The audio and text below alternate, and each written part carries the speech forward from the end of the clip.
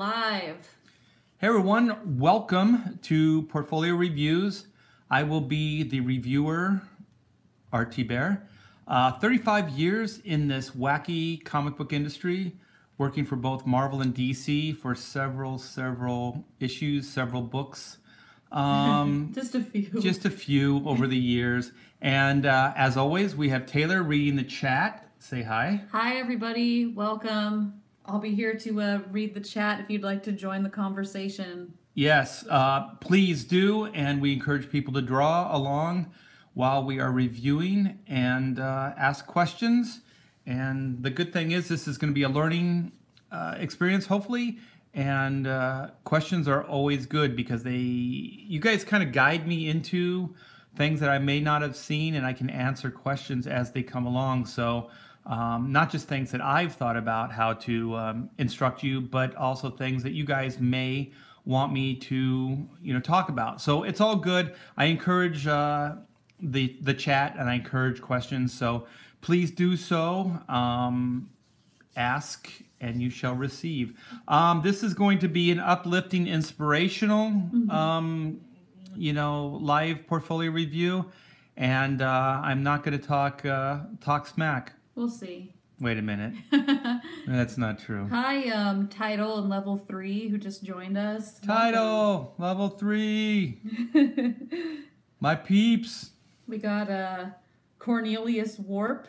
Thanks for joining us, everybody. Wow, that's a great name. Yes, it is. Every time I think of Cornelius, isn't that one of the apes from Planet of the Apes? Wasn't that That's right. the dad or whatever? I believe it was. The one that you find out is the father later in like Planet of the Blows Apes your 3 or mind. whatever. I always think of Yukon Cornelius Ooh, from the Rudolph special. there's a lot of great Corneliuses out there. The great Cornelius.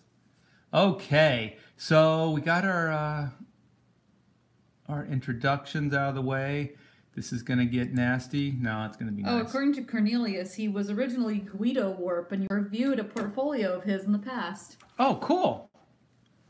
Let's see, this is... Well, welcome back. And we encourage people that may have been on the show before to send new stuff because we can do updates and everybody gets better. So send your stuff. Yeah, if you take any of the advice Art gives, you definitely resubmit. I think that would be cool. So this is Nathan No. Rosario. Hold on. Yeah, and another That's thing... my daughter. Hey, I don't hello. want to talk over you, but... Yeah, you want to talk to Mom? Okay, well I'm gonna hand you off to Mom. I'm live right now. Hey Pamela, phone's on the steps here for your daughter. So you guys, if you submit your artwork, make sure that you include your name, preferably in the file name. And this one is Nathan Rosario. Yeah, Rosario, yeah. And Nathan followed the rules, so Nathan gets a shout out. Shout out, Nathan. This is really, really good stuff. All right. A little snippet of that character actually reminds me of a character of yours, Art. Can you guess which one? A Chrono character? Yes. Maybe Oot? The very same. Oot the Caveman. Oot-dee-dee. Oot the Caveman. Wow, this is really unique. It looks like pen and ink, but it has a neat painterly finish over it. Ooh, this is one of the rare, yes, it is very good, chat. This is one of the rare pages that has dialogue in it, too. Yeah. Perfect moment to strike. He's a half-orc. I want a story about a full orc. Full-on orc. They're okay. I like half-orcs. I like half and half. I like this painted, like the leaves, and they're very graphic. Yeah, kind of cool. Not real detailed. A commotion in the distance spooks his prey, and Brug's heart sinks as he watches the beast bound off. That was dinner. Dinner's gonna be late. That's a line from Chrono Mechanics. I like this. I don't even have anything to say. I gotta look at this further. I gotta dig. Like a D&D kind of setting. Yeah, it's fall. It's beautiful surroundings. These colors are real nice with the blues and purples. What do you think of the borders? Are kind of unique. Yeah, I like the black then with the white inset. Yeah, there's a lot of thought put into this. Kind of a cool design. Let's see. I like the little splotches of red in the lake or river. Ooh, yeah, that's cool. I like the light coming through the trees here. It's nice. I like the subtle shadow over the half-orc's face. Yeah, the chat is digging this. A little bit of light coming through. Yeah, I don't have anything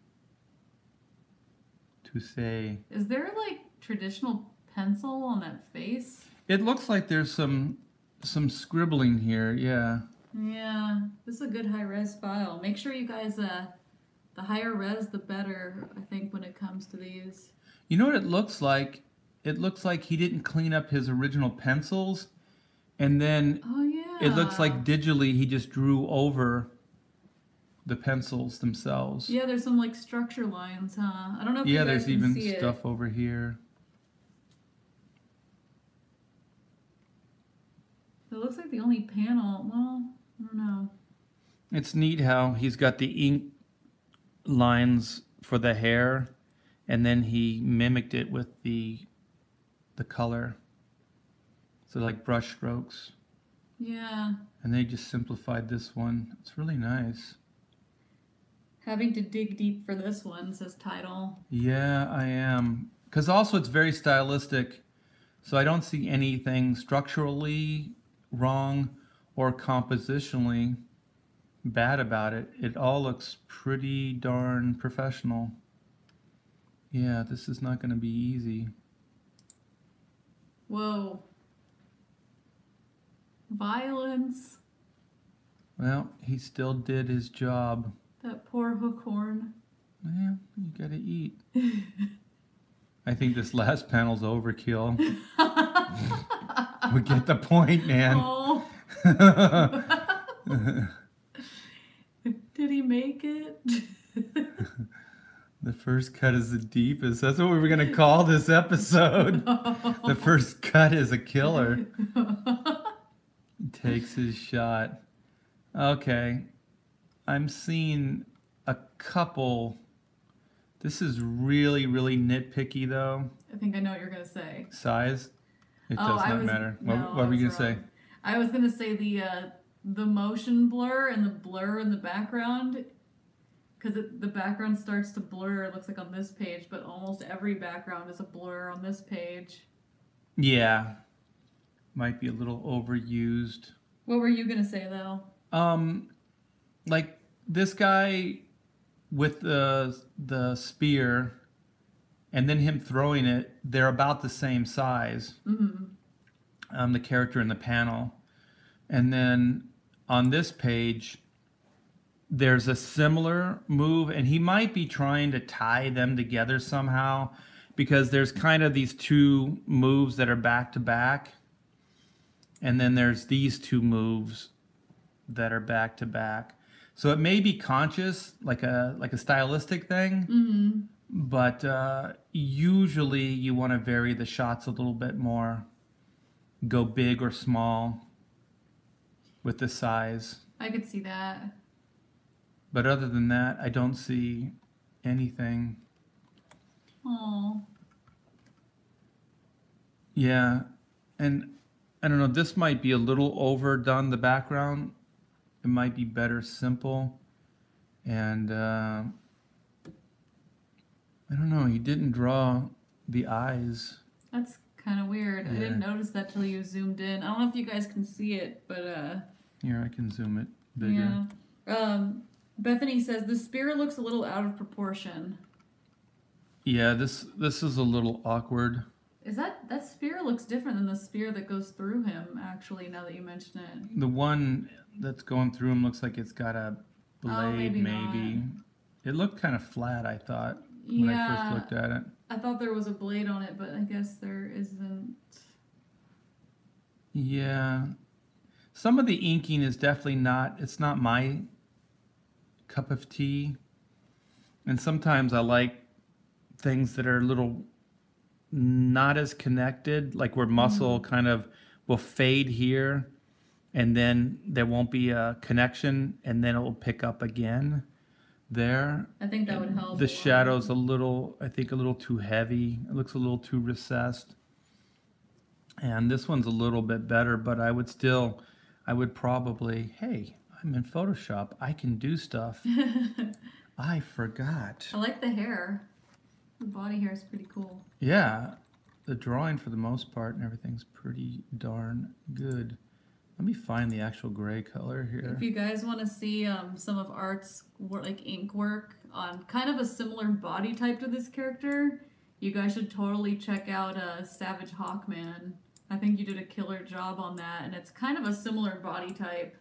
Oh, like a barbaric kind of Yeah. character. See, this is just like how to make things look a little more sophisticated and read a little better.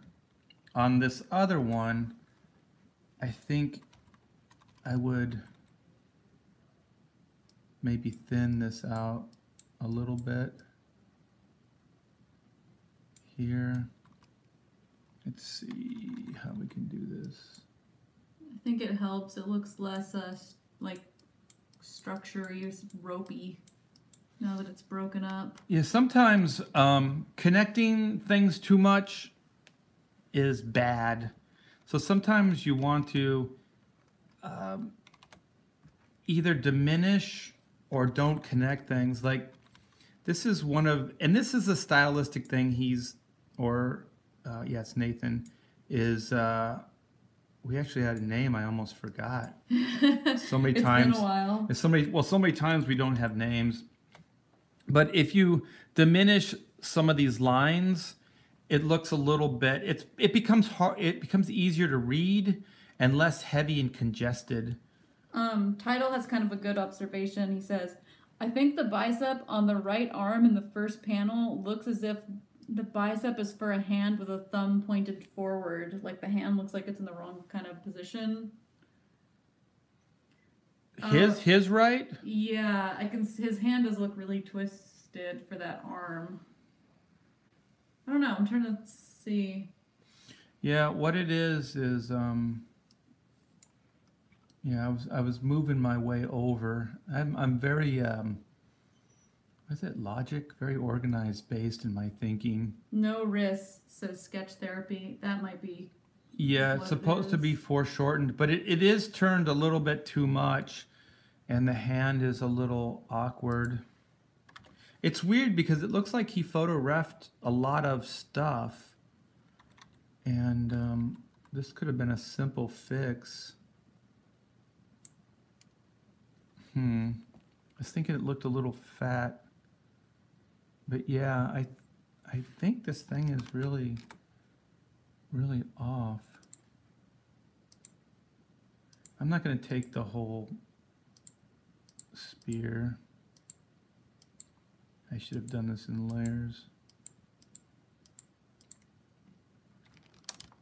Let's see. I can still do that. I'll do it. And then, I don't know, maybe...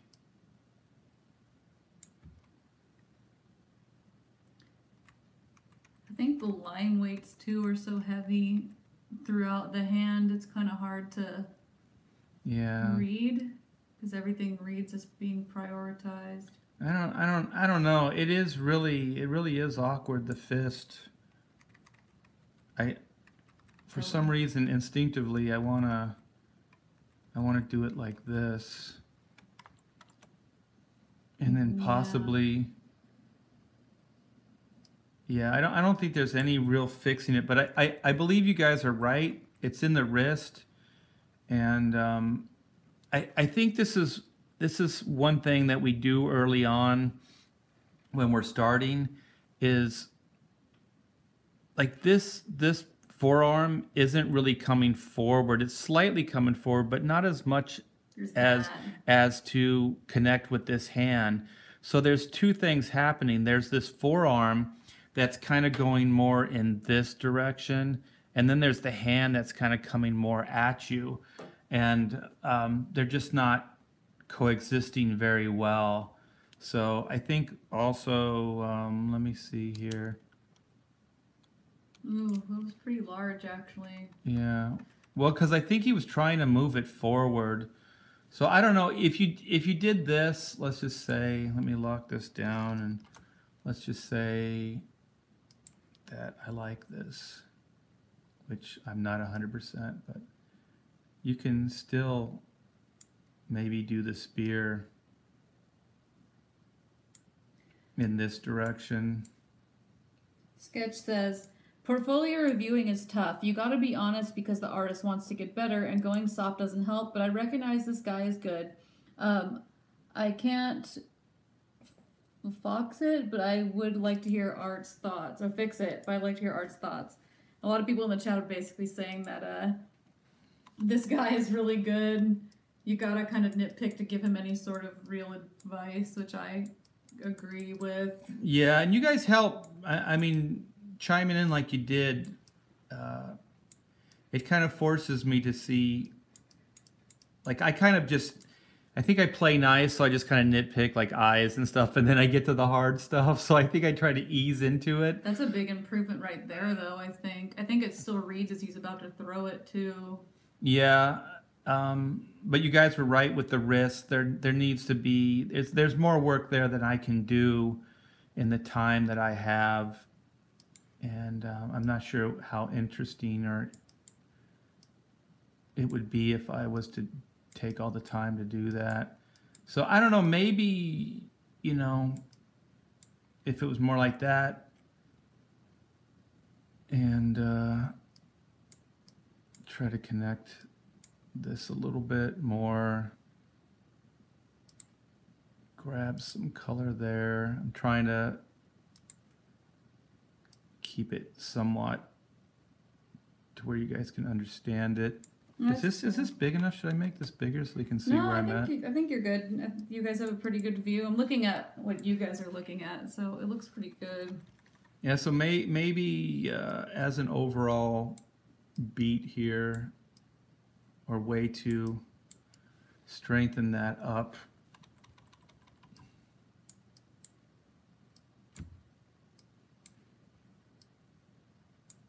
Yeah, it's that little things like that make a big difference. Yeah, but it is really good. This guy definitely, Nathan has a future. I wonder if he like photographed a friend for the gesture or not, because the gestures are really good. Yeah, so I don't know, maybe something more along the lines of this.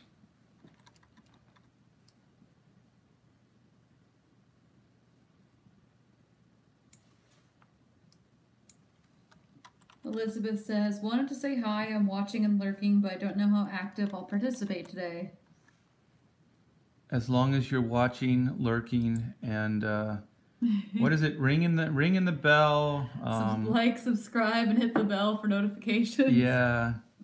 Yeah, you guys, likes help boost our views, and we're under review right now for monetization, so it helps. Yeah. Thanks to you guys, we're building this thing. So thank you so much. We still have a long ways to go, but with your help, we'll get there. So I'm glad you guys are supporting this. And it doesn't seem like we've been doing this as long or that long, but this is portfolio review 35? 31. 31. I know, I can't believe it either. Yeah. So there's my 2 cents. Looks a little bit better. It still has a little ways to go. Oh yeah. Let me see. I'm gonna do what I was thinking about the size. Oops, it's not what I wanted. Is that a mouse I hear?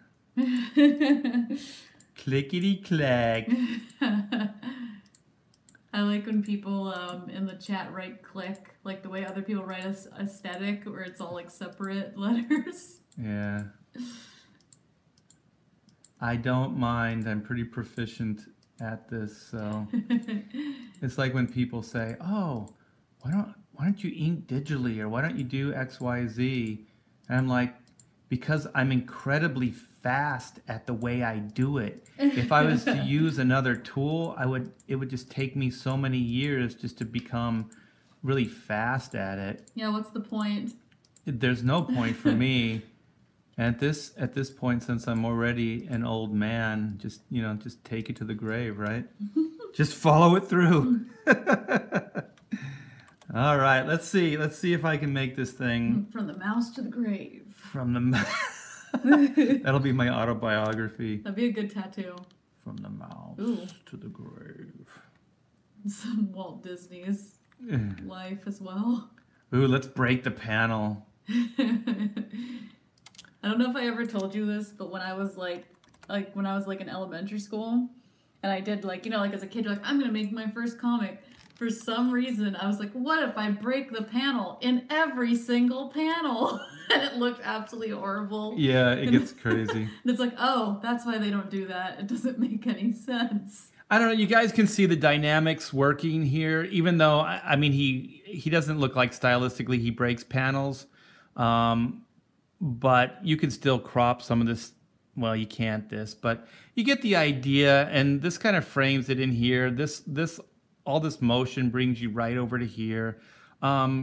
These are always a little weird to put into this corner panel because it brings your eye off here or brings your eye down here. So these kind of layouts are good to put like in a second tier or the beginning of a third tier, because if you could imagine this here, it'll bring your eye right down to the panel and then over. But as a top tier corner panel, it kind of brings your eye off of the page. So if this was right here, it would work perfect. It would be a perfect page or a perfect panel layout. But always be aware when you have things being thrown off panel where your eye is going. So these spears, like this spear becomes an arrow or a finger pointing. So the hand was as well. But the way the old layout was, the spear was up here. Let me see if I can find the original. See, the spear is taking your eye out here. The hand's kind of bringing you over, but not as much as this one is. So you can whoa, boom, boom. He's like running, boom.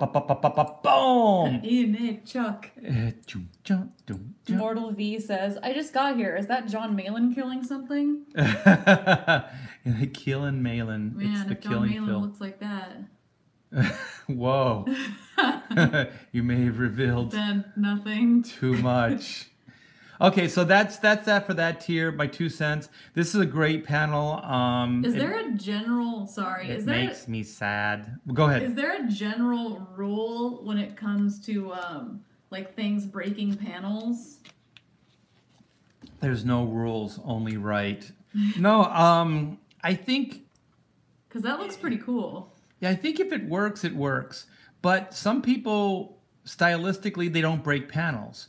So they keep everything within panels. So that's their way of storytelling. Could you just imagine, okay, Watchmen, if all of a sudden he broke a panel or two? Oh, that'd be weird. Yeah, it would change. It would change the whole stylistic structure of what he's doing. So yeah, it all depends. It all depends on what you want to do stylistically. And then if you're going to break the panel, you can't just break it on one page. You have to kind of repeat as the pages go. You don't have to break a panel in every page, but you do have to periodically to keep the style. So there is a way of, like a stylistic way of storytelling, kind of the way he set up these borders. Yeah. Like if all of a sudden he was to, put a heavy, normal kind of comic book border around this on a page, and didn't have a reason, a story reason or a stylistic reason for doing it, it would just seem out of place. So yeah, you have to work within the style that you choose. So I know this is gonna sound strange, but this is one of those things where it feels like this last panel is breaking. Very stylistically different. Yeah. So this is kind of the idea of possibly breaking the style. So maybe if this red wasn't as saturated, and possibly if this story idea or this layout idea repeats in some of the other pages. Let me see what this page. Ah. Oh geez. Oh, he's done. Oh geez. Now he's not going to get to eat. He doesn't have a spear either. He lost it. He lost it. Had. Oh man. He's going to have to ride the back of one of those things. Bring it down the old-fashioned way. And the magnificent creature is dead before it hits the ground. Before it hits the ground. Yes. So yeah, so watch out. And the reason this is a little it's a lot stylistically different is because there really isn't any saturated solid colors per se in this. So a lot of, there is, but it's used very sparingly. I don't think there's any silhouette up until then either. Yeah, there's no silhouette. So you got to be careful. So if he repeats this stylistically with some solid color and a silhouette, then it could work. But if you just look at the page as a whole, it's a little bit of a stylistic departure from the rest of the issue or the pages that we've seen so far. So I'm just giving you a heads up. I'm not saying it can't work, but sometimes it's just something to be aware of. So if you choose a style of storytelling, you should finish that up through the whole issue. Otherwise, it seems like you're changing the rules of the storytelling. Good advice. Title says, what if the third panel is switched with backgrounds of the fourth? Let me see. I got to do this though because it's been bugging me. Boom. Boom. Now he really looks like Oot. He's Oot. All right, there you guys go. All right. Okay. If he really was Oot, we would have this little action going on there. And the scar. Yeah. And the scar on the eye. But yeah, we're getting off on a tangent, which is my favorite thing. I love tangents and going off on them. So what was the question again? Swap what for what? If that fourth panel had like the third panel's background, like instead of red, if it had the blurred kind of color background. Oh yeah, yeah. And just me personally, I think this last panel's overkill. I think you get the point. So to me, this could be a 4-panel page. 1, 2, 3, 4. Yeah. This panel doesn't seem necessary. Let's see what the next page is. Okay, so he's reacting to an off-panel something or other. And then we have this. So you know what you can do? Let me see before I speak. Yeah, what you could do is if you took this panel out, and I'm just giving you guys like options. I'm not saying this is right or wrong. But if you took this and made it a horizontal panel where he's kind of like, yeah, I did it, you know, like he's kind of reveling in his conquest. And then for the next panel to be this panel where he's like, what? You know what I mean? So he's kind of reacting to, okay, what does he say? Mystery, sound, noise is solved. Was there a setup for this? Was there a mystery sound? I didn't hear a mystery sound. Brugg is so pleased with himself that he fails to notice danger approaching behind him. Oh, okay. That's kind of weird writing-wise because there's no sound. Yeah, I think what I would have done is... but this could be a stylistic thing, too, because I haven't seen any sound effects. So maybe he's doing things without sound effects as well. But what you could do, where I'm going with it is he's all like, yeah, I did it. And then the next panel is, what? You know, this panel here. And that's on the same page. So then when you flip the page, then you see, oh crap. Because this is, he's reacting, but you already see what he's reacting to. So usually like comics work really good with cliffhanger beats. So if you had him reacting to an off-panel sound, and then you flip the page, and then you see this as a big splash, Ooh. then I think it could have more impact to things. Durakin says, the writer is telling you what is happening because he had an idea and failed to take into account the medium, I think. Yeah, it feels prosy. It feels like a novel more, like the writing than comic book storytelling. Because you have this reaction here, and I think if you were, I don't even know if you need to do sound effects. If you just kind of kept the writing vague like this, he hears something or he senses something from behind, and then you have this panel here. And then you flip the page and then you see this. I think it would have a lot of impact. And now that this is really nice, though. These colors and the way this approach is very unique. It's Did you cool. just read the text? No. It's hilarious. Okay, as Brug finds himself directly in the path of stampeding unicorns. And they're like rhinos. They're rhinos. Ooh. You know who that's for? Mike S. Unicorn. That's hilarious. Yeah, there's an ongoing debate. All right.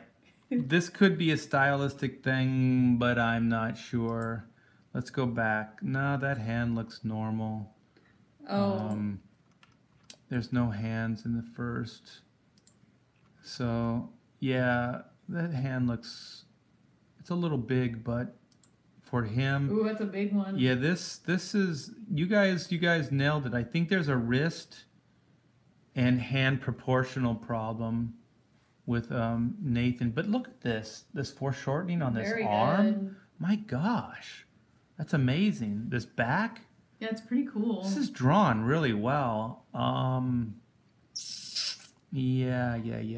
Let's find. I don't want to destroy his work. Also, I don't know if Nathan like penciled, inked, and colored this. There's only one name credited, but it might be cool to see like someone else color this in like a more painterly style and just see how it changes the piece itself. Yeah, this is very the coloring's very personal though. This is a good example of why creator-owned stuff is amazing. Because this is a very unique approach to comics, and you're not going to see this in mainstream comic books. So, oops, I got the wrong color. So, when you guys set up your independent books and you do things on your own, try to be aware of your uniqueness and what you bring to the table, because if you're going to do indie books, you don't have to do those in the house Marvel DC style. You can do them however you want, like you're the boss. So I think the thumb is bent back too much. The back of the hand is structured pretty well, but I think there's like, I don't know. It looks a little... I think the hand, you know what? I think maybe I'll do it this way. Maybe if I just make the hand smaller at first and then kind of rework it.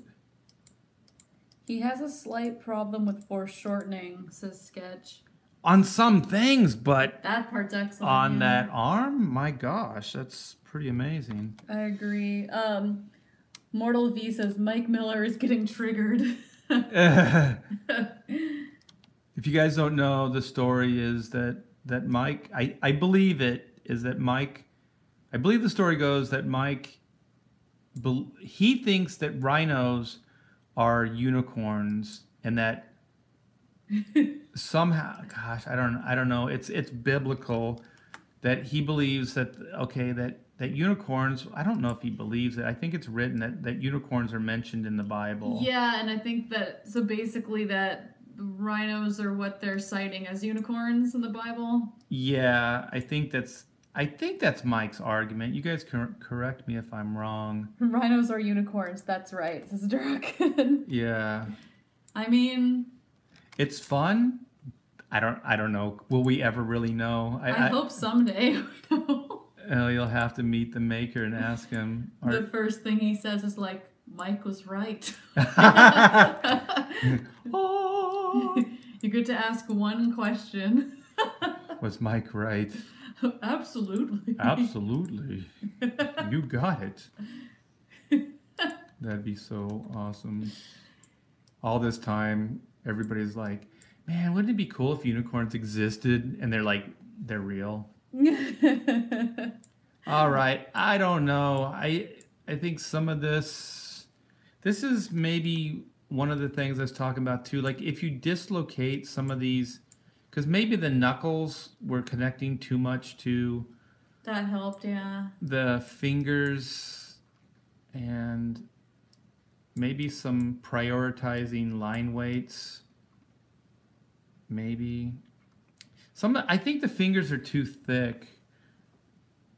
I think making the hand small. The hand is still really big. Wow. Man, I made it smaller already too. The thing with Photoshop is like sometimes, well, I guess in general, you don't realize how big things are until you scale them down and really see. I do this with my sketches. I'll do a fairly tight layout of the drawing, and then I'll come in and I'll just fool around with it in Photoshop because wow, that's a little better. His wrist is becoming weird, so I'll bridge the gap there. But you can start seeing that the fingers, I think now that the back of the structure of the hand is more the size, but the fingers are really thick. So if Nathan, you're listening, thin out your fingers. And if you can thin out your fingers, then... His hand needs to be turned slightly. His hand is held unnaturally, says Draken. Yeah, there is a twist there, too. I think people are... Draken has got, he's got some drawing skills going. People in the chat are chiming in with their one question they would ask the maker. Work safe questions. And Title says, my one question is, why did you make it hurt when nose hairs are plucked? Yeah, why do you give those to old people? That's the worst. Jeez, man. Can't grow it on my head anymore, but it's growing. You have pretty thick hair, right? Yeah, I was just You're lucky. to make a joke. Yeah, I'm not balding by any. And also, I'm not that old. Like, jeez. There are guys, man. There was this guy in high school. He was going bald in high school. That's the worst, man. That hand is still really big, guys, and those fingers are way too thick. But you get the idea. So the figure's pretty good. This arm coming forward is pretty amazing. These rhinos / unicorns are cool. I like all the leaves kind of frantically falling. The fall colors are really, really neat. There's a lot of creative restraint in this style. For me, I would busy it up with hatching and stuff. So there's a real linear, simplistic approach to this. But it doesn't feel like there's not detail. It's just not rendered detail. Yeah, kind of interesting. Yeah, there's a few places like in the ears and things, but it's not like hatching per se. I almost asked the dumbest question on earth right now. What's that? I was like, man, are those things reffed? Those aren't real. The rhinos. They look like something out of Avatar. Yeah, they're pretty cool. Avatar. Yeah, this is very good, Nathan. This is a really unique style. It seems to really fit the subject matter that you've created here. Man, kudos. I just want to review all this. This first page is pretty flawless. Nathan Rosario, everybody. Yes, this is the next big thing. So there's just a few things, Nathan. I think some of your interior lines are a little thick. Some of the lines connect a little more than they should, which makes it look odd. This page is flawless, though. I like the difference, the stylistic difference, where you just kind of this is just a flat. Yeah. You know, it's just a flat, and then you change the backgrounds. Just really nice, man. I don't even know how to describe that. Oh. And so here, you guys remember I disconnected some lines, thinned some out. I could do a lot more throughout here, but I won't. And then there's just be aware of where you're pointing on things, where your eye goes. So it was going off in this direction. Let me see if I can. It was going off in that direction. And these two figures are real similar in size. So I blew it up and I changed the direction of the spear. It was a good call on the chat. It kind of reworked the hand. It's still a little awkward. It was a little big, and it was kind of turned in an awkward position. But I would say, Nathan, just look at yourself in the mirror, get a friend to pose, and you'll see how, like, that awkward stuff that you're kind of suffering from, it'll go away instantly, because you'll just see it just doesn't work that way. The throwing, this is a great panel, but like I said, sometimes when it's going off panel, especially in the first tier, it brings your eye either this way or this way, which is not always good. But this would be a great panel for right here, because this spear would kind of bring your eye down, and then the arm would bring you this way. So be aware of that. And it's a great panel. The blurred background's really cool. I like kind of the white that you put around to kind of bring the buck forward is cool. Stylistically, I'm not nixing the very graphic red and black here, but stylistically, it's a little bit of a stretch, and storytelling-wise, it may be a little overkill. So, no pun intended. Yeah, I do that all the time. I think maybe subliminally there was a pun intended. Well, I mean, don't let me speak for you if the pun is intended. The pun, I don't know. Like I said, maybe subliminally, because I do it all the time. So, so maybe 2 horizontal panels here in lieu of this. So cut this one off, make it horizontal, and then possibly bring this panel over into this page and put it under this. So like I said, you have him like he's prideful. Yeah, I did it. And then the next panel is like, pride come before a fall kind of idea. So then, he turns, or he starts like, wait a minute, there's something behind me. And then you turn the page and then you see the big old unicorn stampede here. So very cool. Very cool, Nathan. It does say, I know it does. It does say unicorn here. Sketch says, art is linguistically puntastic. I love puns. Yeah, punny human. I used to think puny human when I was a dumb kid and I didn't have good reading skills, which I still am a dumb kid and I don't have great reading skills, is, you know how the Hulk says puny human? I used to think it was like punny. Like you punny human. I don't even know if that's a word. At least you weren't one of those kids that insists that rogue is pronounced rouge. Rouge. Or like, what is it? Magneto is Magneto. Magneto. Get it? He's magnetic. Yeah, I understand. Yeah. This is beautiful, though. My gosh. It is pretty cool. Nathan, you have a future. Get on it. Work out some things. All right. This is Sheldon Martin.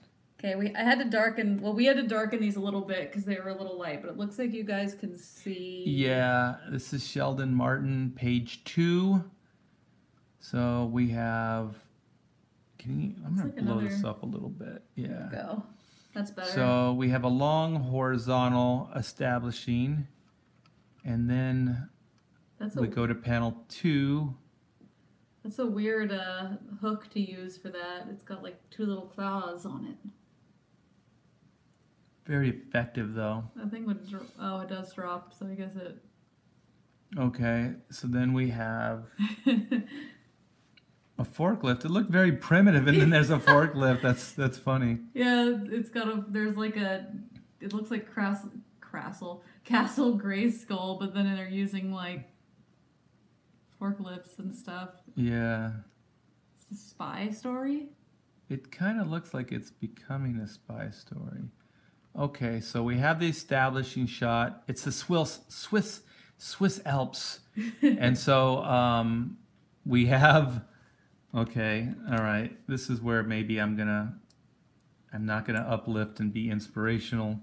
Durakin says, automatic criticism? I'm not sure what is going on with that box. Yeah, I'm not sure. Look at this.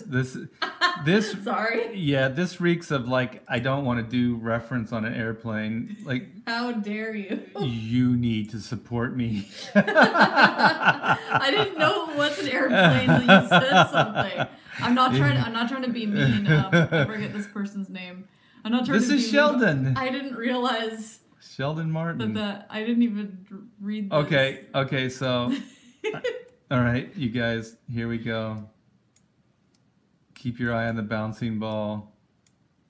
Oh. Okay, so now this is hard to see even blown up. Yeah, but when we get to like a normal size, it's not even, you can't even tell what's going on.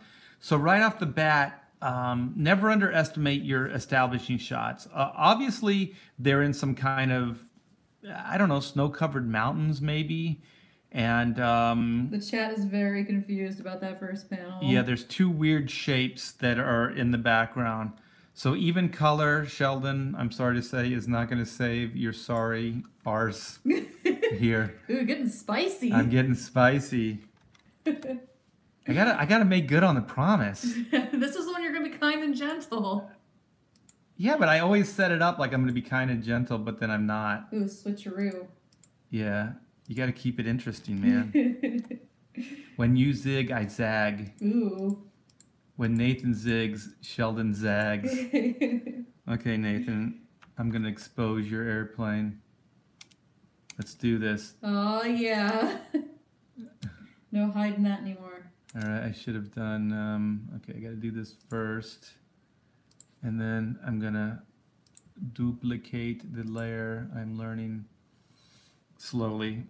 So, also, to be honest, I mean, if this is dropping, look, there's a little chute hole right here. I think this is the cargo door. I hope. I hope it's the cargo door. So, let me find. Somebody's coming in. Who? Is it my lovely wife? Do you have something to add? Say moi. What do you think of Sheldon? Who? Sheldon Martin, the great, brilliant Sheldon Martin. I'm lost. That's This who is did his art. piece. We're doing a portfolio review. Oh, you got to see something real quick though. Okay, ready? All right, we're gonna get a third opinion. Look at that. Wow, I love that light coming through on that second panel. Isn't that beautiful? Yeah. Yeah, I think Cool. I think Nathan's got a future. We're gonna get Sheldon up to Nathan level though. Nathan's one of my favorite of all time, I think. Yeah, and this is a great example of a creator own, like a very stylistic creator own, because the style is going to separate him from mainstream and other styles. So, on that note, my wife walked off. Durakin says, it somewhat looks like he didn't plan well and is forcing the first panel in a small space when that panel should be bigger. There's that, and I've wanted to do things like this, and sometimes in my layouts I'll do it. I just get lazy. And I want to cheat. But I'll tell you guys one thing. I say this in the studio. If it's not an interesting cheat and it still doesn't work, then it's just a failure. and also, an artist, a professional artist that's been doing it for years and years, sometimes they can phone things in, but even when they phone it in, it's going to be on a professional level. When you're amateur or you're trying to break in to the industry, you don't have a backup. You don't have a fail-safe. You have to be not only 100%, but you have to be like 110% because you just don't have that fallback. You don't have that professional years of doing it. So you should never, ever look at anything that you do as phoning it in or trying to cheat or make it easy on yourself. When you're learning, when you're starting, never make it easy on yourself. Always challenge yourself. Always do things that are hard, because the time to make mistakes is here, is on this stuff. And Sheldon's very brave. I got to give Sheldon props. I mean, for publicly, sending this and publicly getting a portfolio review. So, that takes a lot. That's a good first step to get some critical input to try to help you out. So I would think that for somebody like Sheldon and for any of you guys that are on the fence, send your stuff in. I do kid around a little bit, but this is all designed to get better artists out there in the comic industry. So, and also just keep in mind, it's just my point of view, so I could be totally wrong. But this is also a left to right rule. Let me see if I can do this. It won't go. Let me do it again. Is you have the plane flying in a direction that's taking your eye. Can I do this? Is there a flop tool? Yeah. Is it image? Oh, click that check mark first. I forgot. We can just set it down. Now go ahead and go under image and we'll flop it. Okay. Where So if I just is go image it? rotation, flip horizontal. Oh wait, you know what? Yeah, I don't know how to do this. Control T. Control T. And then right click on top of that plane and. Oh yeah, it's got rotate. It's flip horizontal. There you go. There we yeah. go. Okay. Better. Yeah, the same tool is there. Okay, so you guys get the idea now. So the plane is flying from left to right, which is American comics, and most of the European comics go left to right. I think all the European actually. Do they? I think that's. I believe. General... I think it's just like the Japanese comics. Sometimes I think they go the opposite. Oh, that's right, because they read opposite ways. Yeah, they read it in a different direction. So always make it, like you want to bring the eye into this direction. So this isn't a great establishing shot, but at least you can see that it's the start of a plane. I would probably have done something a little bit more dynamic. So the thing, I can't draw it here, but just to give you an idea, if this was more of an upshot of a plane, like you're looking under it. So I don't know. I told myself I wasn't going to do this, but I'm going to do it. Do it. Go all the way. Do it. There is no do or try. There is only do. do, da, da, da. Okay, I don't know if this is going to work, but kind of one of those ideas where, you're looking up at the plane. And so it's kind of in this type of shape, and there's the tail fin. And so then you kind of have this idea at play, and then, I don't know, you have your little bay here or something like that. And then what you can do is you can draw your parachuter, or is that just a box? I'm not really sure what's coming down. But is that the crate or is that a person? Yeah, I'm not real sure. Sierra Whiskey says, RT Bear, we meet again. Yes. Hey, Sierra. What's up? So if it's this box, something like this. So you have something a little bit more dynamic. Dynamics can help us storytell as well. This is a really horrible idea or drawing, but you can kind of see where the plane is up here, and then the this is this is the parachute, and so it's kind of coming down, but it's coming at you as well. So it's kind of an upshot at the box and of the plane. So something like that. I don't know about it breaking the panel. I just kind of didn't have time to figure it out well. So anyways, there's that. This looks like it's now embedded in the rock, and I think this is the parachute that's scattered around, and here's the tether lines to it. So that's not bad. I'm not sure where this guy came from or where this chain came from, but let's just write out the storytelling and see where Sheldon takes us. Okay, so this is not a bad idea. So there's this guy bringing down chain with a hook, and he connects it to the top of the box. It's good. So then we have, I guess the chain connects. I don't know what this connects to.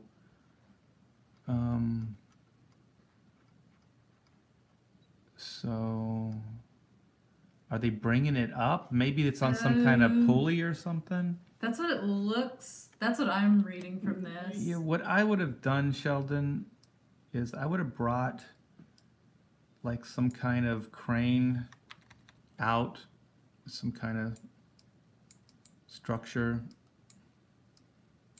and then had the chain coming down to that. So can you guys make that out? So here's the crane arm, here's the chain coming straight down. So then the idea is that the crane would bring it up, I guess, to here, and then this forklift would come over and grab it. So far, these three panels to me, well, these four panels are working.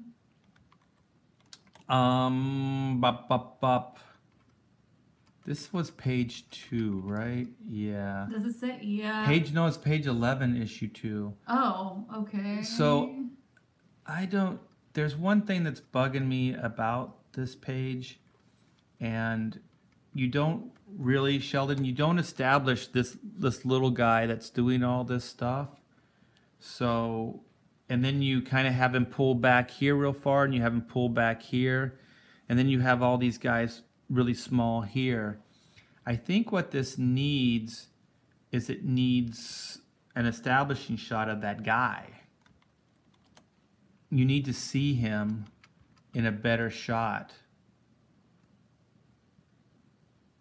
So I don't know a proper way to do that without kind of restructuring everything.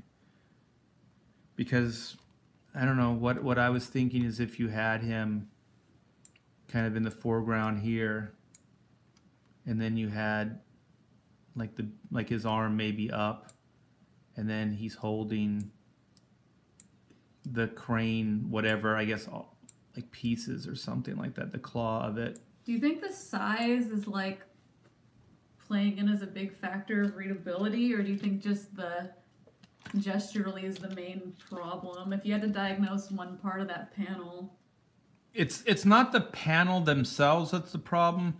It's the panels in sequence, because you never establish what that guy looks like, and then all your shots of this character are really tiny, and these other characters, they look like goons. They're probably just some kind of villains, so they're all probably generic and they all look the same. But unless it's really established in the page before, then this is not good at all. But I would say you should never rely on the page before. I think these things should always be somewhat standalone. So I would try to figure out a way to establish what this guy looks like. Even if you add a panel, where you have the guy kind of looking up at it, like he's kind of reacting. It's an upshot. So, maybe, I don't know, maybe you could have the crane, like if you made this smaller, you could have his arm up. This is going to be lame, but you could have like the crane partially exposed. So then when you pull back, you know what this guy looks like, and you understand it a little bit better. So then when you pull back, it's a little bit more dynamic. And to be honest, you didn't need all this space here anyways, because even cutting it off and making this 2 panels, you can see this panel still pretty much works. Just move this guy over a little bit and get the chain in there. Durakin says you could also show the guy and door in the first panel, establishing them waiting for the box. Right, exactly. Yeah, if you had, you'd have to put them in the foreground here. That was a good call. Sierra says, "Is this a comic about the logistics of moving cargo?" It could be. You never know. We don't know. It's page 11. I don't know. For some reason, I kind of want 2 guys helping out here. So they're both like, hey guys, bring it down. This guy's maybe waving. Over here. These are his fingers right here, guys. Look at that. Hey. This is bent arm going this way. So yeah, you could establish that, but you could actually do this. You could do both. You could have these guys, since it's kind of a back shot or 3/4 profile, and then you can have a front shot, and then you can go over to here, pull back, show what happened to it.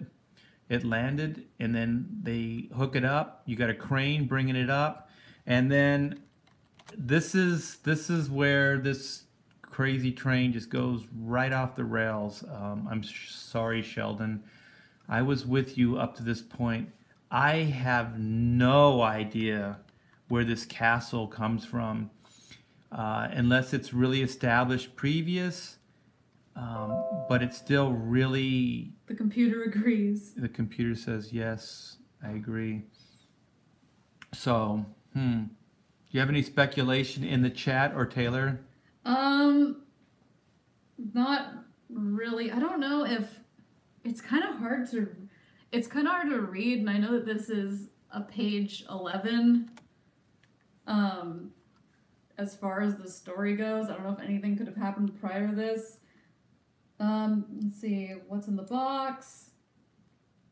The second panel can be done in a smaller panel and add more of a clamp feeling to it to read better what's going on. Durakin says, I have no idea where the castle comes from. Yeah, I don't know. And this looks like, why is this thing going awry? Yeah, why is it falling over? They didn't establish there's a reason. And then this next panel doesn't establish, was there something inside of it and just started going crazy and shook it to knock it off of the forklift? Yeah, because there's no visual of it falling off except it's just falling. Right, and then here it's sideways, like no harm, no foul. Right? So it's a storytelling point, but it doesn't seem to have any payoff. Let's see if the next page helps. No and no. It seems like we just abandoned, we abandoned the box here. So this is, there's 2 things here. One, where is this castle? Is it inside this opening? Oh, you know, like, where is it? Because this forklift is right here. So now it's a profile, and these are the rocks. It looks like the side here. So it looks like it got the box, and now it's bringing it back into this opening. But what I would have done, if this castle is indeed in this opening, I think I would have hinted at a shape here for the castle. Put some windows or something. Like, just hint at that there's a castle here. There appears to be a wall behind the castle. I think coloring would help. I don't know. Yeah, right here. Yeah, that's why I think it's inside of the cave. Like, it's a castle in a cave. Which... Because that makes it seem like, did they pull it inside that cave and then it fell? But also, this thing isn't behind this. It's on the side of this, because this is a profile. So this is the forklift is coming straight, and now it's a profile, meaning this would be over here on the side. So I think what I would do is possibly bring a side here too with some windows or something to establish that there's a castle inside of this area. Can you guys kind of see it? Can you see it, Taylor? Like the shapes? I think you guys can see it. It like, would help. Kind of like, here's the side of it. Here's 2 windows, and then here's another side, but it's coming forward. Like this side is like this, and this side's coming right at you, kind of like this wall, so it's coming forward. So this wall right here would be this wall here. So you're establishing this wall. So when this pulls back, then you have a bunch of landmarks that you can connect to. And also you have this heavy black.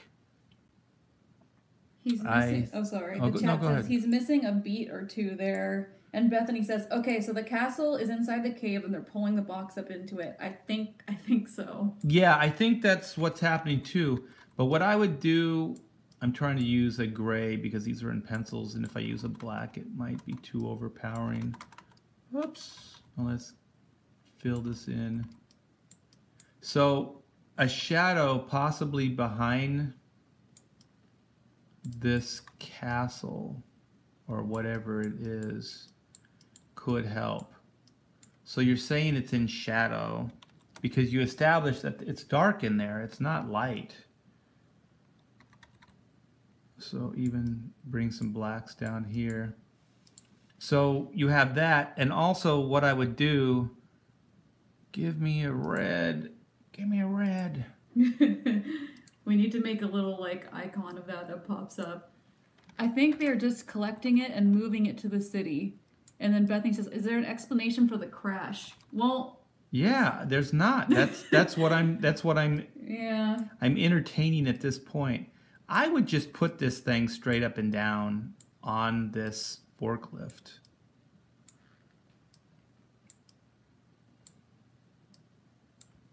So I would just make it, you know, the box. And also what I would do is boppity bop bop. See this crane here? A lot of times these things swivel and they can be brought into the cave. So they go outside, but then they swivel and come back in so you can get to them. Because otherwise this forklift cannot bring this in because that thing will be hanging on the outside. So there's no way this could even happen physically. So if you possibly keep that crane idea going here, then what you can have is you can have your, how does that hook work? Like you have your whatever here. So then you have your crane, you know, like that it swung over and then here's your handle right here. So then it kind of dropped it down on the forklift. So it looks like it's not as much as the forklift is scooping it, it's that this is being set down onto the forklift, which I think is better storytelling. Yeah, it definitely reads better with the arm there so that you know. Yeah, and so let's just recap before we go, because I think we're changing the scene. So an upshot of the plane, because even when you do these upshots, you can partially silhouette these things. So this is the easiest airplane shot to cheat on. Yeah. If you're so inclined, because you can have it like it's shadowed because the light's coming from, you know, the top down, so you can silhouette the plane shape. I wouldn't completely silhouette. I'd have some of the sides picking up the light, and then you have the package with, you know, with the parachute coming forward, and then like Durkin, or I forget who mentioned the guys. This is good. Like there's like, here it comes, you know, and I would still do a close up of like, you know, of the guy, and then maybe the little hook here.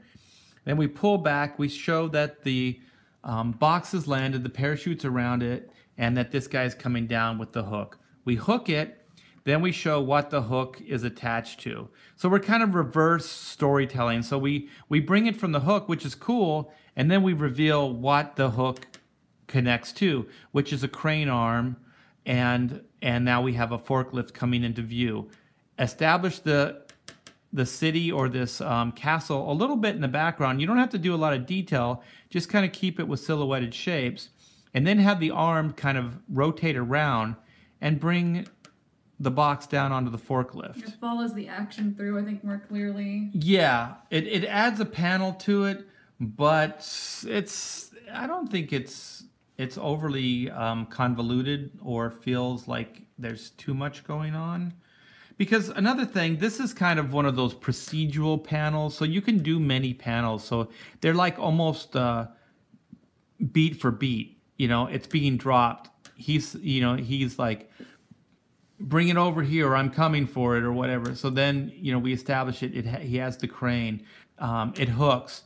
Now it's attached to a crane. You establish that there's a forklift coming in. The crane drops it on the forklift. So it's almost like a procedural thing. And when you do stuff like that, you can do smaller panels and you can do more panels in a row, because it's all kind of like you want those little details to be caught. So this is really good, Sheldon. There's just a couple little tweaks. And so then we go from this to like, oh, look, they've been watched. All this time, there's these three characters, which I imagine, I'm just setting this up, that these are the heroes. What do you think, Taylor? Do you think these guys I don't know. That's the thing, because I can't tell. I guess they are, only because they're prioritized, but this is page 11, so it's hard to tell. I have a feel what they're doing with these characters. Yeah. I don't know. Based on that, there was a horrible like monster face here on the side of the castle. I'm thinking these guys are bad. That these guys are up to no good. And these three guys, these three guys look like they're going undercover as these guys. So that's what they're doing. Yeah, they're gonna infiltrate the bad guy's lair. And it looks like they're gonna go in for this box. That's what it looks like to me. That whatever is inside of this big box that they want. So you see this guy pull down his mask like we're ready, let's go do this. So it's a pretty good page. Oh, excuse me. So the lead person is or the lead character is female. So it looks like we're following. Okay, so she is like the main. Yeah, the female's story here. So she puts the mask down like the other character was doing, and it looks like she's going in. Does this look like she's supposed to have a key card? It says bring. Oh, okay, so she is like scanning a little card. Yeah. It's real small though. Sheldon works really small, it seems like. Yeah. And it looks like, give me a red, like this is supposed to be this over here. If so, Sheldon, you put the door on the wrong side. So if she's running over to the door, then the door should be here. Yeah. And would set up that key card thing right there. So what I would do, so you have this action coming in this direction, I would reverse this, so where you have the scaffolding and all this detail over on this side, I would move it to this side. You have your perspective. It would help. Going this way, yeah. And then, yeah, so you have your movement going in this direction, and she's running towards the door. And so then you get to see the door here. My problem with this is that we don't get to see this mechanism, and we don't get to see that she's got a key card. So you obscure the shot with the hand in this panel here. So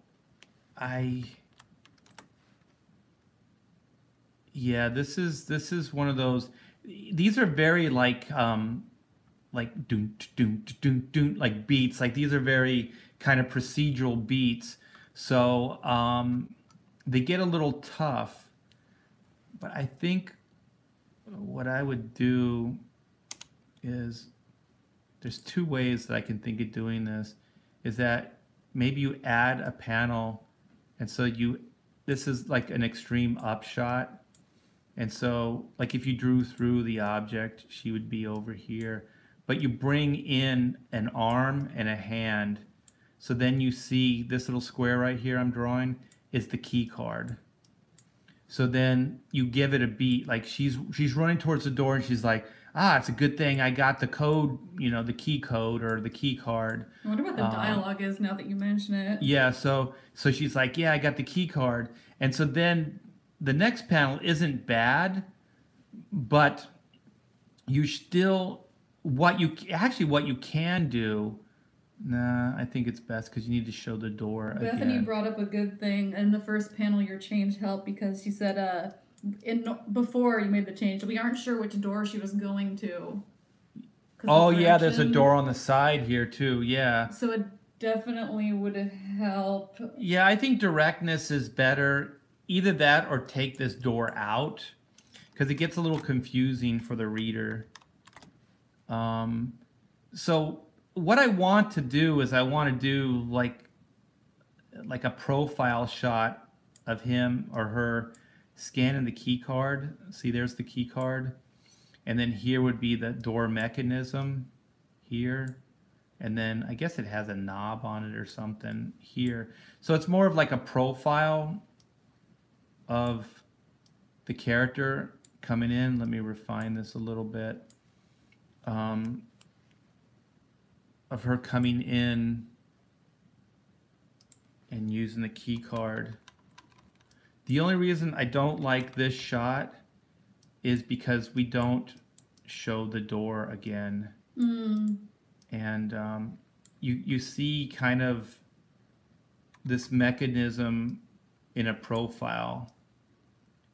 So I think if you can kind of see it's more of a female shape now. So this right here, let me blow it up, becomes the key. So what you have is I have the key, and then you have this direct movement coming over here and her plugging the key into the mechanism. The only reason I don't like this is because we didn't establish the mechanism. Yeah. You don't get to see it too clearly in the door. So maybe if this was a bigger shot where you could see the mechanism on the door, then you could use this as an establishing shot, and then these two shots can definitely work. And then you pull, what you do is then she's finished the swipe. Somehow I would still try to have like the key code. Well, give me a red. Give me a red. I need my red. I get on a roll and then I gotta find stuff. I hate the that. red rocker. The red rocker. So then like you'd have like, it's an awkward way her hand is here, but you'd have the key. So I would draw this where you saw part of the key or you saw all of the key. Everybody's arguing about her legs. We'll get to that. Oh, the legs in the first panel?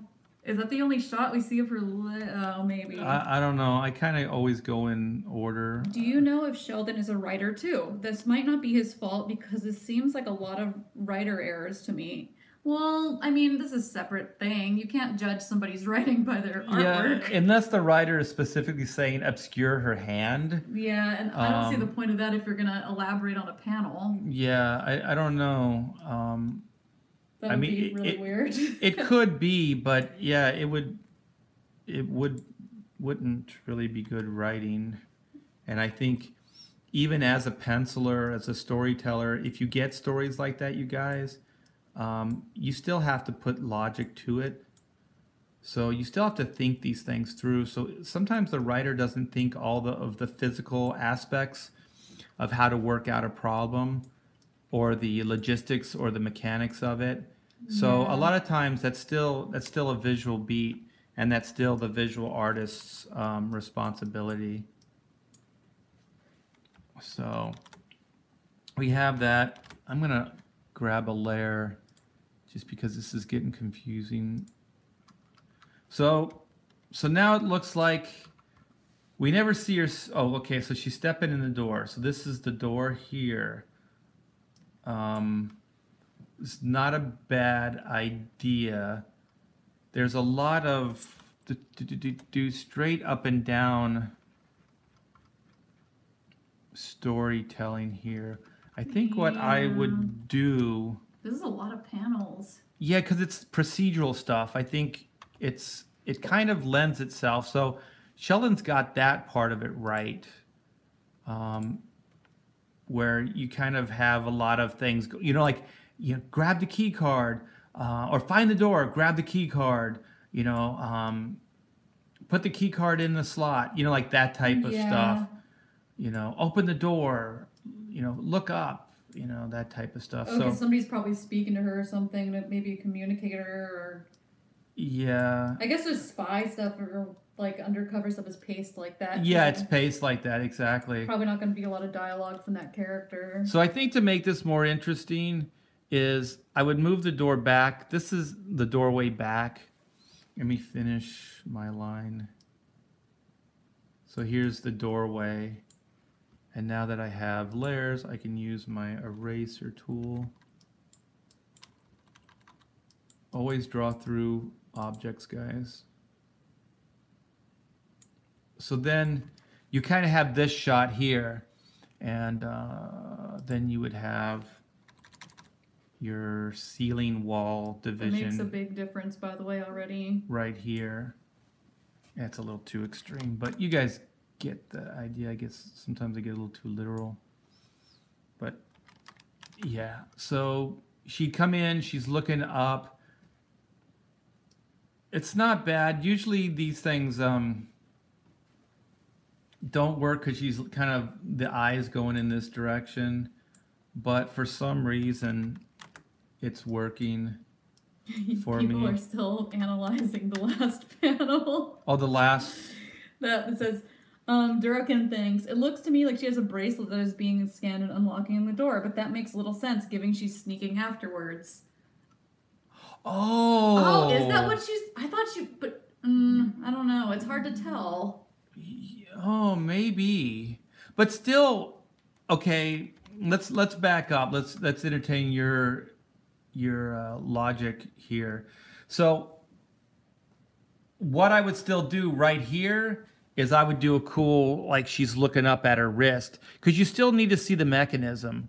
So I would still do this shot, but instead of, instead of a key card, I would show the wrist thing. The wrist thing is going to take a lot of explanation, because you'd have to say, like, she'd have to go, this thing's set up to break these codes and, whatever. I don't know, unless maybe they set up it earlier that all of these guards or these thugs have those built into their bracelets. So, you could be right. So this right here could be the bracelet. But even still, here's the bracelet. I would establish it earlier on. And I would have some kind of pad or something that she's scanning it with. You know what I mean? Like, and maybe this would say open. Yeah, because this little bing, like, that doesn't really tell you much. Yeah. Because I don't know if this, where I wrote open, supposed to be like the readout, or if that's supposed to be where she scanned, because her hand's down here. So I don't know, but that's what I would do, and that's a cool call if it's a bracelet. But still, all these beats that I showed, I think they would still all apply. So this would be establishing the bracelet. This would be her coming over to the bracelet, to this mechanism. The reason this is good too is because it helps to establish the door and the mechanism, and then she goes in and scans the mechanism, the door opens up. So now we have not her climbing. This is another thing about procedural. If you're going to do beats like this, you can't, or it's harder to jump from, because it seems like if we're going to go here, the next thing is her pulling this plate down, right? If we're going to go procedural. And then the next thing is her climbing in, and then her climbing through it. So I don't know. It does work, but it seems like if we're going to get, procedural, then maybe you could do more beats here. But it does work. It does work. I think for me,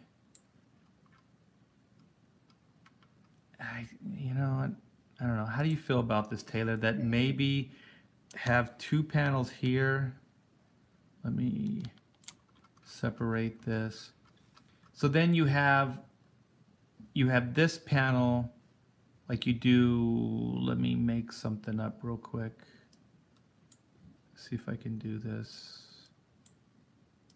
More foreshortening, says none your business. None your business.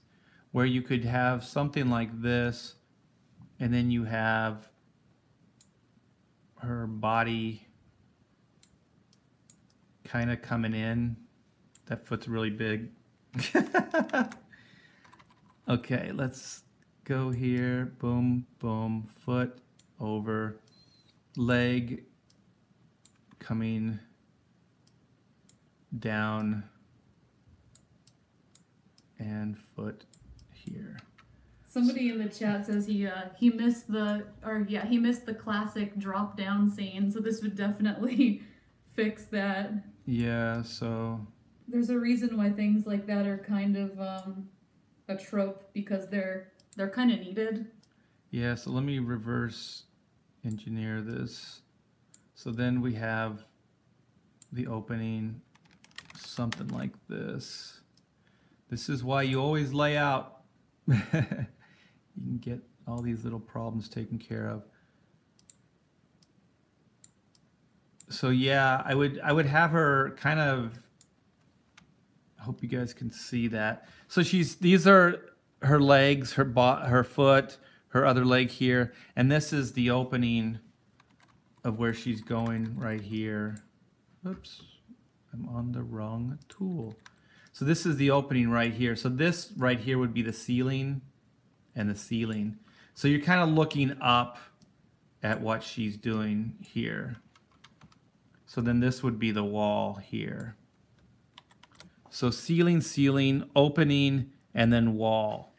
So she's climbing in the opening. So then Durakin says, also you get a nice booty shot with that panel of her going into the grave. A little sex appeal, yeah. It never hurts. And this is the Die Hard scene. With the lighter. Yeah. Dude.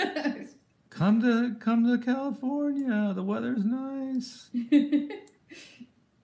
I would tilt this a little bit. One of the things about I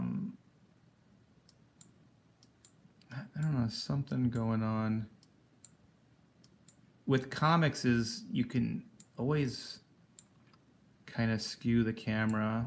You can bend it. So you can get possibly a closer in shot. And then like here, well, let's not bend it that much. Let's straighten it out a little bit. So this would be your tunnel. Let me do it this way. Yeah, so this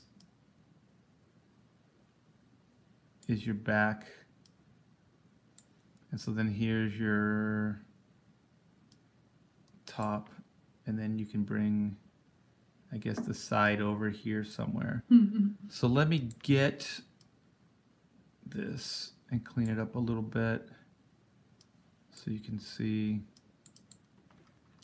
So everything in red is kind of, it's kind of, I mean, you could use this full shot, but I think maybe bringing it in a little closer is cool. Chat has a really good observation. When you split it like that, the panel has less space, giving the feel of being cramped rather than how the panel is now, which feels like a pretty big space. I agree. Cool. And I just think if you're going to make it like procedural, boom, boom, boom, boom, keep them like quick little beats, small panels, narrow panels, and they just kind of build on itself. And then, because this is establishing shot, so it's okay big. This is kind of a realization shot, so it's a little bit bigger. You know, like, ooh, there's where I want to be. So then we go small again, like these 2 beats. And then we open it up again. So rhythmically, these are like kind of the payoff panels. And so then these become the in-between panels to get to the meat of the story. So it looks like it wasn't about the box, or maybe she's got to shut down, I don't know, security or something first. So this is a really good shot, Sheldon. You did a great job here of looking through the grates at the computer. So then this is, okay, so once you establish her climbing in this way, you don't have to establish this again. So Sheldon's right here. You just have this thing open and you have the hole here. So it's perfect. It works really good. I agree. Yeah. So,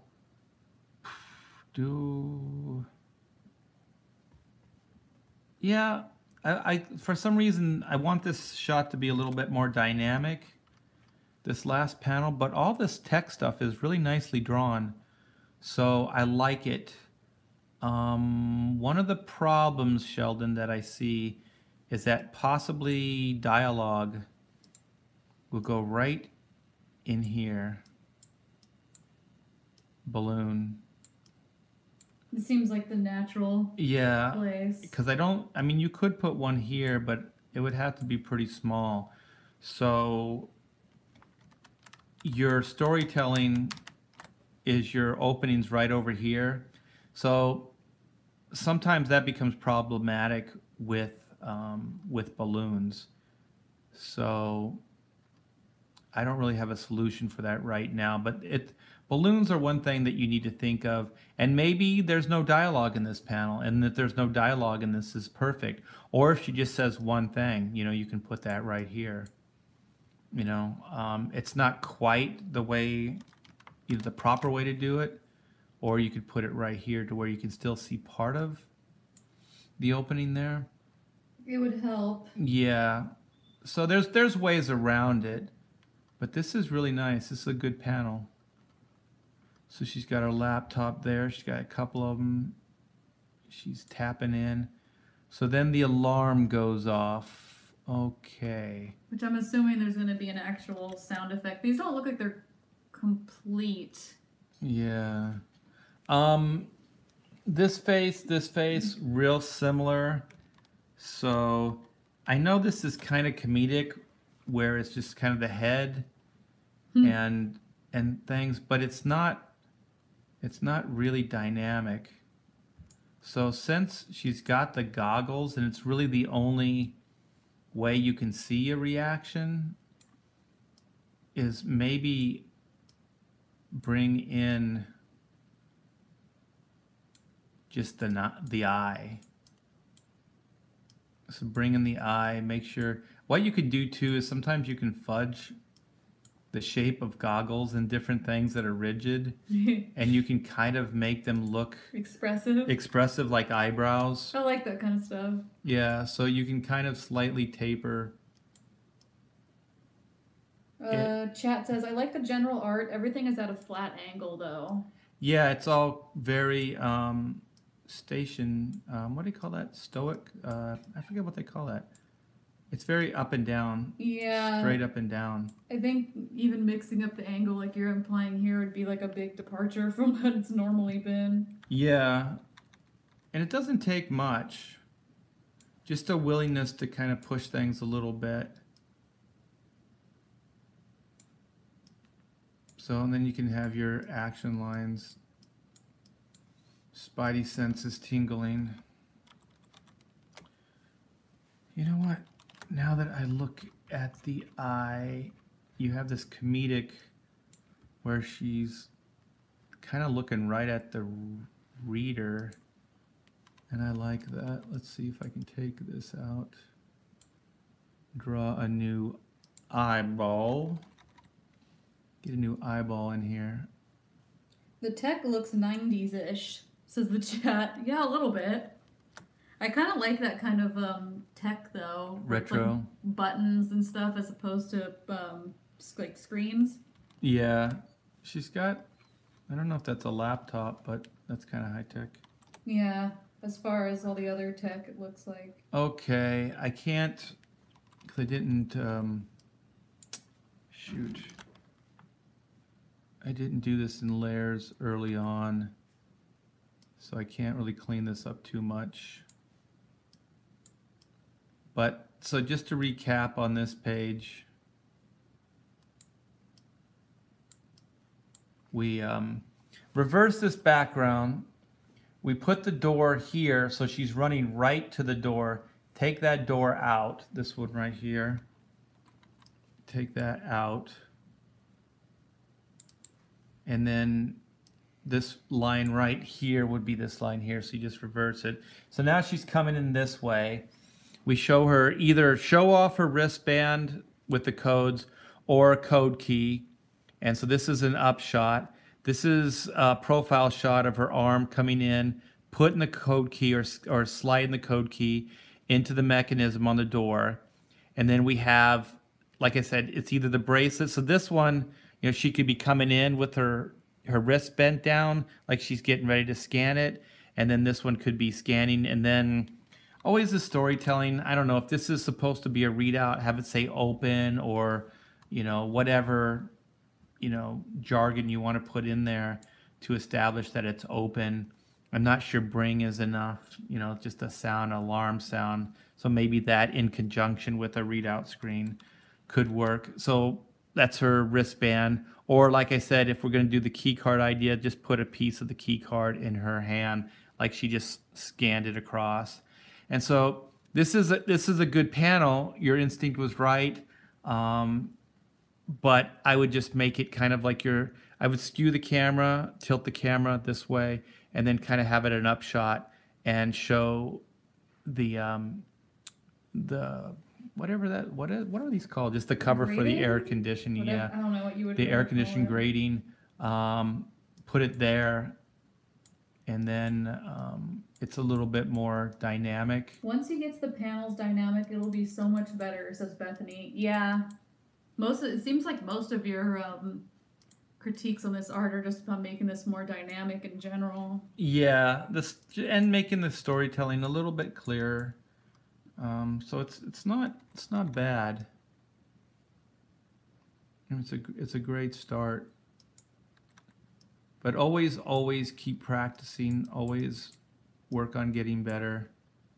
I'm just going to take some of this out so you can understand. Here's the key card. It a little bit better. So yeah, so then we cut to the upshot again, but slightly different angle of her climbing into the opening. This would all be like black. You establish that it's pretty dark inside there. So she's climbing in. And so then your shot here, your Die Hard shot is pretty cool.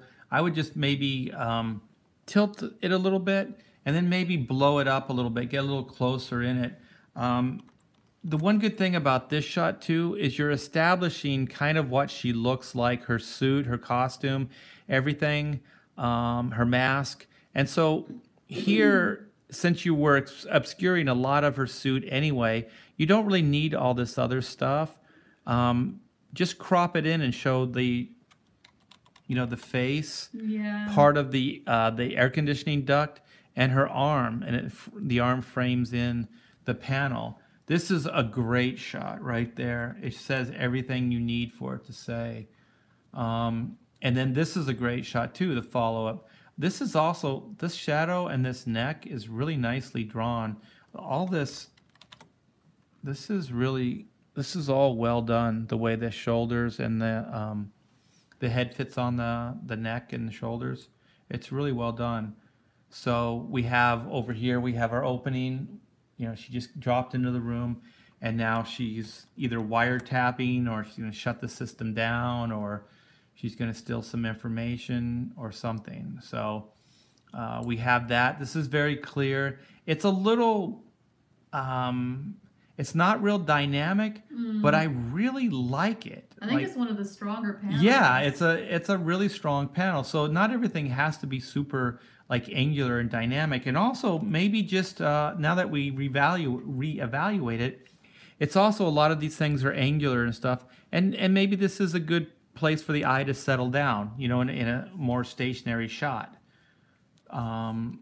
Less crazy angles and things. Yeah, definitely. But whatever, it's working. And then so the original was this shot, but it's real similar in size of this, and it's very formal. So I think this is where we need to get dynamic again, because craziness is starting to happen again. So if you just close in on her eye, you've established her costume well enough. So you don't need to see the whole head again, but just maybe focus on the eye, since you can't see her mouth or anything anyway. Yeah. And the only reaction, the only piece of information that you have to react to is the eye. Ooh, Durakan had once again, a very good observation. Hit me. This is, what is this, page 12? The problem with this page, though, it's an event page, so the cliffhanger panel is sort of worthless since you can see the next page the whole time. Yeah, because the way it would paginate is the next reveal would be, you'd see it. Because even pages are on the left, and and odds are on the right, right? So 12 would be on the left side, so you would already see the payoff to what she's reacting to, but to this page, yeah. So just storytelling-wise, everybody remember that. Yeah, because this says page 13. So this would be the follow-up right next to it the whole time. So the alarm's beeping, so she's taken off. Good storytelling observation. Yeah, that was a good take.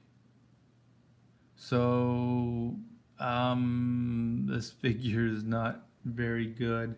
And also, Sheldon, like we had talked before, everything doesn't have to be rigidly straight up and down. So one thing, start thinking about, especially with your action shots, like let's just say tilt the camera in this kind of, maybe more like this. So then this wall back here, this wall here, goes in this direction. And then this wall goes in this direction. And then all of these tile lines go like this. And so you still have your vanishing point. I guess it's right. I would move it over a little bit. It's a little too on this door. So it looks a little like if you moved your vanishing point over here, Sheldon, a little bit, like right here, then I think the perspective, if you go off in this direction, like your wall here, and then all your tiles, they start going more in this direction. It's still, I don't like this. I'd still like the vanishing point a little bit over, but as a happy middle ground, do it like that, because then you have your camera leaning, and then you have your perspective going more into this next panel, which is a little bit more user friendly, and you're kind of moving the reader's eye over where you want it to be. So the door would be angled as well, like that. So the figure I could get into, but I think I'm going to stay on storytelling beats a little bit. Just quickly, your arms look a little too thick for a woman. She's a little too... Is that her, though? Oh, it is her. Yeah, she's a little too masculine. And the foot and this leg back here, Yeah, people is a little short. A fan of the legs. Yeah. So yeah, there's some not so good anatomy. The leg coming forward actually is kind of cool, and that's hard to do. What do you think of the inset panel? The chat's pretty much saying the inset panel isn't needed. It doesn't add anything. It slows it down now. Like at this point, we don't want procedural anymore. What we want at this point is we want action. So that's a good call, chat. Let's delete this panel. So then it looks like she's going right over into the next panel. Let's reestablish our border before I get too crazy. I gotta start reminding myself to do a layer. So yeah, this panel is still kind of suffering from the straight up and downs, this second panel. So I don't know. Possibly bring it slightly the opposite way. Yeah, there's something weird about that. Bring the door jamb down a little bit in this direction. Your door top like that. And also this door is way bigger than any door you've established in any of the other pages. So that door is huge. And this right here, what I just drew, this double line, this is kind of an upshot. So you're kind of looking up at the inside of the door jamb. Layers, what are those for? Asked Draken. Are you serial? I don't know if he's joking or not. I hope he's joking. I think you're pulling our leg. He's pulling my leg. Layers are to, you can work in layers to preserve previous work or layer work upon another so you can erase through and do various effects. Yes. Very well said. So yeah, possibly that, this guy, let's see. Get a load of this guy. Get a load of this guy. So he's the big bad. He's the big bad. Okay. So we got the big bad. Ooh, there's multiple people in the next. Oh, maybe not. This perspective, even if it was not an upshot, is not working, and I have to do something here. Durakin says, "I thought only onions have layers. That's where you're wrong. That's where you're wrong. Ogres also have layers. Ogres have big hairy layers." I would have more people being surprised in that panel. I don't know. Art, when you look at that panel, do you think the next panel, are those multiple people, or is that just a course of action taking place in one panel? I don't know, you guys. You guys are obviously have more time to scan this page than I do. So I'm just kind of taking care of the problem right in front of me. So I haven't even got to that point, really. So I'm trying to figure out how to, that's way too low. But bring the door jamb down. She looks like she's floating. A little bit. Yeah, there's some... It's very high up. Odd. I think we need to find the floor and then build. So if her foot is down here somewhere, that's a little long. Let's bring it there. So then the end of the door is somewhere in here. Top of the door comes over. Door jamb. Yeah, possibly something like this. I'm sorry, guys. I'm not drawing with my straight edge. I'm just trying to... they get the idea. Yeah, I'm trying to get the idea down quickly so I can move on. You guys understand. Yeah, it's something like this. So she's coming in. She's framed in by the door. I think that's more of the size that you've established for the door. It might be a little bit higher, but you kind of get the idea. Let's clean this guy up. And what I'm going to do is try to figure out where this guy should be. I think he's too low in the composition, especially if it's an upshot. So I don't know, bring him more up and then have his, I don't know, maybe more of his shoulder and arm coming in, and then possibly a hand in here. We understand, says TC. All is for yes. Oh, Rodwell just threw up the black and white symbol, the yin yang. Hell yes. I love it when you guys do that. It's a thing now. Yeah, we just got some color pages back today. Brilliant, brilliant looking stuff. I always want to we always want to show you guys, but we'd end up showing you guys the whole book if we did that. Yeah, it's probably not a good thing. So, this is this guy's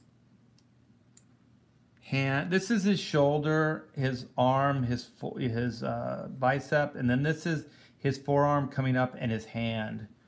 So, if you followed this over, I know I'm getting very specific here, you guys, and I'll move on soon.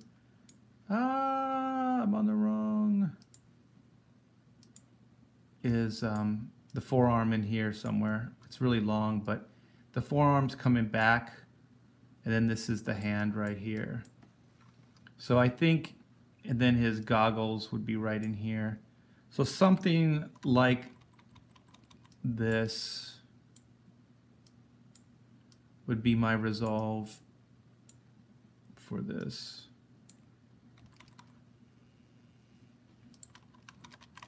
Something like this. So yeah, and then this pull back shot is kind of cool, but what you guys had already said something. What was the problem? That everybody's kind of having trouble, myself included, reading this panel as either a course of action between two people or multiple people that she's dealing with. Like, is she moving through an action with multiple people, or is it her fighting this one dude? I think what it is, let me see if I can do this. This is starting to get a little convoluted with the red and everything. So, I don't know why this door isn't open. That is weird that it's closed after. Like, this door should be open, because what it looks like to me is that she took this guy out instantly, which we didn't see, and so she's running over in this direction, and these are ghosted images of her, I think, because you can see the floor through the body, which is weird. And so then she comes over here, aces this guy, and then this guy's firing on her. And so then she runs over to here. Is this making sense to you, Taylor? It's making sense to me, because that's what I thought was and then going on. She's coming over here. The only way this actually makes sense is if she's the Flash. Yeah, because that's what I was thinking, like, maybe it wasn't. Yeah. So if she's running really, really fast, then this works. Chad's got a lot to say about this one. Well, give me some. I'm lost. This is. Panel reminds me of a Family Circus cartoon where it follows little Billy around. You know, they like ghost him. Durakin says, if it's multiple people, then I think you should have at least two people in the second panel to establish the threat. That's why I think it's so difficult. Yeah. If you set it up properly, yeah, you might. I don't know if you can set up all those characters, but I'm trying to think of my Neil Adams training, how he does stuff like this, where you put a figure over here and have his shoulder come in like this. So you kind of have at least the hint of multiple. Was it, is it Durakin or Durakin? I think it's Durakin. Durakin. Are we pronouncing your name right? Because I feel like I say it different every time. Yeah, I'm very sorry if I'm not saying it right. But yeah, so this is, your instinct was right. So you can put a figure here, have his arm coming in here. You have another figure in here in the foreground, and then she's coming in the doorway. So these guys are also framing in the already framed in doorway. So I would open this door, and then maybe this would work, even though there's 1, 2, 3, 4 guys. So you can only establish 2 of them, but for this layout, I think that's the only way you can do it. I keep this door open, and then the coloring, if when you ink this up, you keep these figures very simple, and this one very, very simple, like not a lot of blacks or no blacks at all, and make these guys have a lot of blacks and keep, all these guardsmen very solid, then keep it simple, simple, simple, and then solid. So then you get the hint that she's blowing through these guys, and then she's here wherever she's supposed to be. Yeah. The weird thing is that this next panel makes absolutely no sense, because it looks like this is where she ends, but there's no threat that's established, unless it's supposed to be that guy. If so, then why is she over here? It's weird. It's a weird setup. It doesn't quite work. So it's not this panel is not a very good setup for this. Yeah. It feels like it needs another beat, like that she starts running again, and then she sees this guy, and then she just slashes, his shoulder. Actually, well, let me see. This is the last page, I think. Yeah. Yeah. So what I would have done is, I don't know, maybe this would be a good panel to have right after this one. So have her just slash that, like the first guy, like she slashes that guy. And then for the rest? Yeah, so then you establish that there's a guard and she's a bad you-know-what. And then she zips across, like here, have a panel of her zipping across. And then there's a big bad that's like right in her way. Like make this very formal. Like he's like you do at Indiana Jones, where he beat up all those guys, but then there's the one really big guy. Ooh. And so he's just a wall in between her and her exit. And so then he's there in a horizontal, or like a long narrow panel here. And then the next panel is like she just obliterates the guy. Durakin, and apparently it's pronounced like dragon. Dragon? I'm hoping that the guy's powers are established somewhere else, because that would be a big surprise of him being cut like that. Yeah, she's not only really fast, but she's really strong, because I don't know. Or is he made out of something? I don't know.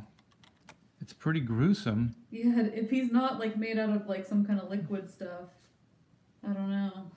But also just technical drawing wise, she's just floating in the air. Like if you follow her trajectory, she's coming down from the sky. So it's like all of her movement is going in this direction. So, and it's coming from above and down. So be careful when you guys do stuff like this. This guy already looks a lot bigger than her. What would have been more interesting, I think, is if you had her coming in from a low position up high. Or, I don't know, there's a lot of ways you could do this. Like her jumping in the air, first, and then her coming down on the guy in this direction. Yeah, I like the down kind of. Yes, but that would have taken a lot more panels, because you'd have had to show her jump up or jump at him, like in a high arc, like she jumps up, and then he's like here, so she jumps up, he's here as a setup, and then the next panel is she comes down on him and just takes his arm off. Either way, I think your instinct is right. I think the fights have to be extended. And also, this needs to be flopped. The movement is from right to left. It should be from left to right. So she should be coming in this direction and taking his arm off, not this other direction. So it's a good start. This looks like a really ambitious story, Sheldon. It doesn't look like it was for the week. So you did a great job. Spy type stories like this and procedural stuff, it's tough. It's tough because there's a rhythm to it that's not like conventional. It's not normal like storytelling. It's usually a little bit faster paced and smaller panels. So I hope you got something out of this, Sheldon. You know, much love. Keep up the good work. And so then we have this next panel and the final panel. I could spend a lot more time trying to figure out this last panel, but I think we're running a little long. But kudos, like Art said, very ambitious. So kudos for taking it on. It definitely is not an easy project to convey. Oh yeah, definitely. And you guys, thank you so much, Nathan Rosario, for sending us such beautiful work and also putting your name into the file. That really, really helps. And thank you so much, Sheldon, for giving me really good scans and putting your name right there in the work. And it looks like you're using Strathmore, so you're using good paper and good inkable paper. So that's important too. So keep up the good work, you guys. Like I said, kudos and hats off. So keep up the good work. And do we have a parting shot, Taylor? Yeah, we need some submissions. So if you guys, now's a good time. If you've been on the fence about submitting your work, definitely follow these guys' leads and include your name. Please make sure the storytelling and the artwork is high res. Storytelling page is preferred, but pinups are okay too. The link will be in the description to the Mediafire where you can submit that artwork. And don't forget to like, subscribe, and hit that bell so you know when we go live next. Also, Black and White is on In Demand. We just hit 44K. I think that was earlier today. Yeah. We just hit that. Our next goal is 46, and that is the badge set. So we're trying to push towards 46. You can still get your book. Most of the tiers are still open. Some of the bigger tiers have sold out. There's still ultimate tiers left if you want to get in and get that sweet exclusive mini print. So you can check that out in the link in the description. We are under review right now for monetization of this channel. Haven't been approved yet, so if you guys want to send us a donation, that's always appreciated. And thanks for joining us. Yeah, and thanks for all the support, the YouTube support, and all of the Indiegogo support. So the Black and White graphic novel is a 25-year dream in the making, and it's coming true right now, right in front of our eyes. So thank you guys so much. We couldn't do this without you. We wouldn't be here without you. So thanks, and enjoy your evening. You guys are the best. See you later.